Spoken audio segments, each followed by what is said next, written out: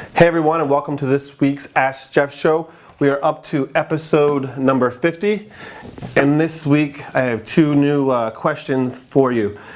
And I just got back from the War Room Mastermind in LA last week, and I always get asked every time I come back, like, what are some of the things that you learned at the Mastermind?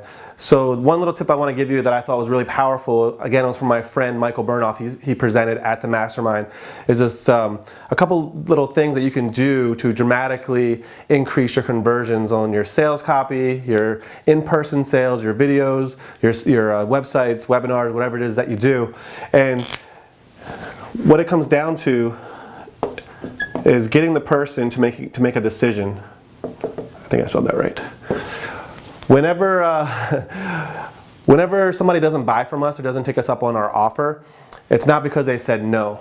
If we could get them to decide on yes or decide on no, that'd be fine. No is not a problem. It's when they're unsure or they're a little hesitant or whatever. They're indecisive. We need to get them to make a decision.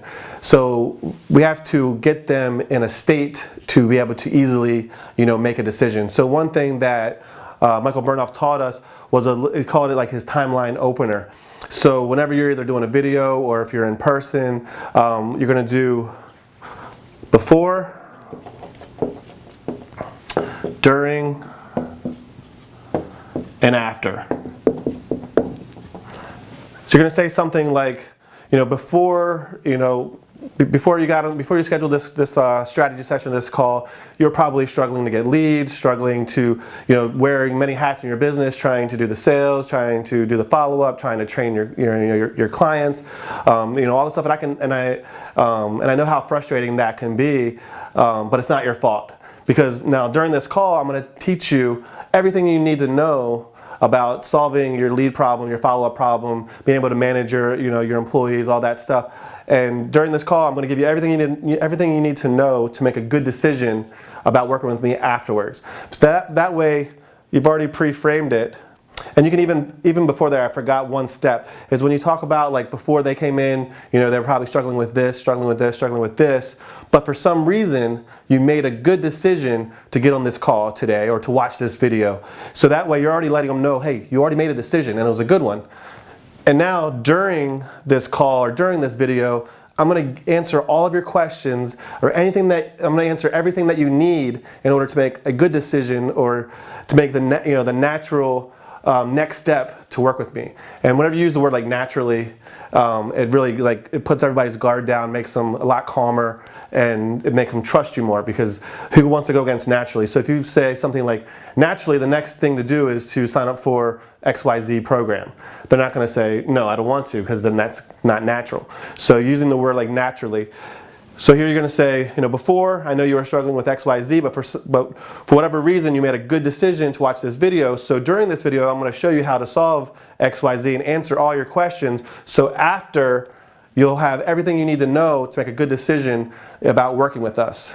And that's basically it. The before, during, and after, calling it the timeline opener. Add those three things into your sales presentations, into your videos, and you're going to see your conversions, go up.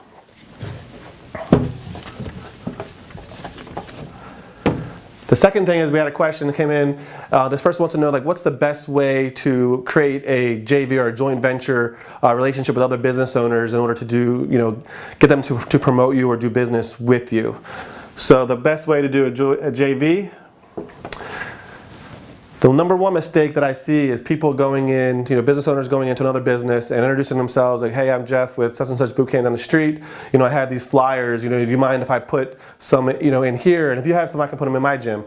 That's, most people are going to say, yeah, sure, to go ahead and put them over there just to be nice. But as soon as you leave, they're probably going to be tossed into the trash, or as soon as the UPS delivery there, the box is going to be set in front of them. Nobody's ever going to talk about it. They're going to collect dust. They're going to sit next to all the other businesses that did the same thing. So you can't go in there asking them to do something for you when you don't even know who they are and you haven't done anything for them. So you have to go, with the giving hand first.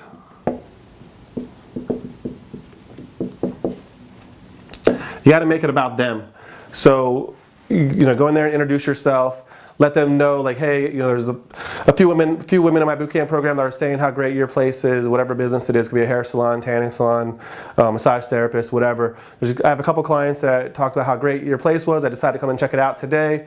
Hey, if you have any kind of special offer you would like me to offer to my clients, let me know. I'll let them know about it, because I have 250 other members that would love to come here as well, because I can see how great this place is now after talking to you or whatever. So that would be one way about how you could go with a giving hand. The other way is you want to find businesses that it makes it easy to do business with you. So if you go in to like a hair salon and you talk to the manager and you say, hey, I have this email list and we do like a 14-day fat furnace program. It's $47. If you email out to your list, then I'll give you 100% of the money. You could easily make $1,000 if 20 people sign up. Even though they have a chance of making money, most business owners are going to be a little standoffish about that, because it's hard enough for them to make money with their own business, let alone with somebody else's, and they don't really want to burn out their email list or their audience with your offers. So you have to frame it differently. So I wouldn't necessarily go to a hair salon with that kind of offer. You want to go somewhere to some kind of business where they need to raise money. So think about like anytime you see kids out doing a car wash or something like that, or kids standing on the side of the road with a 5-gallon bucket asking for money. They're raising money for like a sports team, or it could be like a gymnastics center. So gymnastics centers are really the easiest ones, because they're always raising money for uniforms, they're raising money for summer camps, new equipment, all that stuff. So you can go into a gymnastics center and talk to the manager, let them know who you are, that you have this gym, and that you see that they raise money for summer camps, new equipment, uniforms, that kind of stuff, and that you have a program that will help them raise money. And the reason that you're doing it is because you love what they're doing with kids and fitness. Childhood obesity is like an epidemic, and you really want to support them and what they're doing to solve that problem. And then you let them know we have this 14-day fat furnace program. It's a special offer for friends of XYZ Gymnastics Center. It's $47 for 14 days. We're going to give you 100% of that towards equipment, uniforms, and summer camps. That's like a win-win for both people. It makes sense to them to be able to email out about that or promote it to their customers. Now, the other businesses that don't do that, like a hair salon, chiropractor, massage therapist, other places like that, you can still get them to mail out for you, but you have to go there with something that they can get on board with. So if you know that they're involved with a charity, you could say, hey, I'm raising money for autism. I'm doing this 14-day fat furnace program. I'd love for you to get involved, and if you can email out, we can raise money for autism together.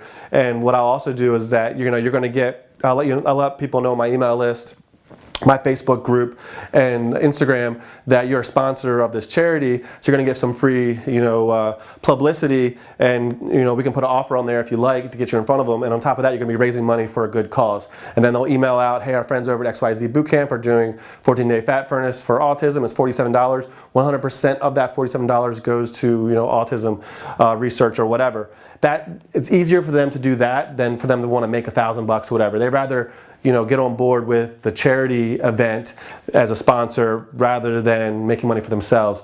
So go in that way, so that way it looks like you're giving to a charity, which you are, but in return you're going to get a lot of potential customers as well. So just remember, the main thing to remember is just going in with that giving hand, make it a win-win for everyone.